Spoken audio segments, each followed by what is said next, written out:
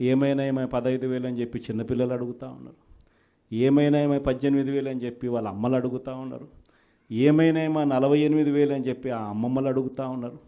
ఏమైంది ఆ 36,000 అని చెప్పి చిన్నపిల్లలు ఉద్యోగం కోసం ఎదుగుతూ ఉన్న పిల్లలు అడుగుతూ ఉన్నారు. ఏమైంది మా 20,000 అని చెప్పి రైతన్నలు అడుగుతూ ఉన్నారు.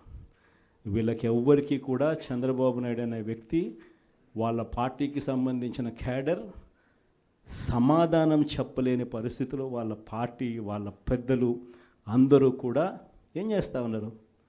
Diversion politics. ప్రతిరోజు ప్రతి నెల ఒక టాపిక్ తీసుకొస్తారు.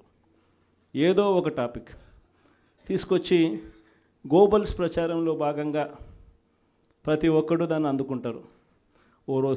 ఓసారి తిరుపతి లడ్డు అంటారు, ఇంకొకసారి జూన్లో ఋషికొండ భవనాలు అన్నారు, జూలైలో శ్వేతపత్రాలు మదనపల్లి ఫైల్స్ అన్నారు, ఆగస్టులో ముంబై నటి నా పేరేం పేరు కాదాంబరి అన్నాడు, సెప్టెంబర్లో ప్రకాశం బ్యారేజీని బోట్లతో ఢీకొట్టి గేట్లను పడగొట్టాలని చెప్పి మనం ప్లాన్ చేసినామని అంటాడు.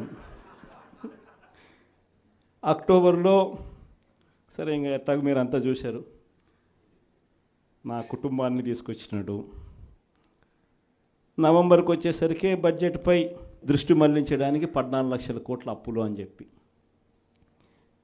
డిసెంబర్లోకి వచ్చేసరికి ఇప్పుడు కొత్తగా మీరు అంతా మనం చూస్తూ ఉన్నాం రేషన్ బియ్యం అంటానండి. ఇప్పుడు కొత్తగా కనిపిస్తూ ఉందా రేషన్ బియ్యం అని చెప్పి. ఇప్పుడు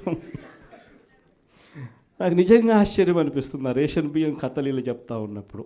ప్రభుత్వంలో ఎవరున్నారు అని, ప్రభుత్వంలో మనం ఉన్నామా ప్రభుత్వంలో వాళ్ళు ఉన్నారా అని నాకు అర్థం కాల.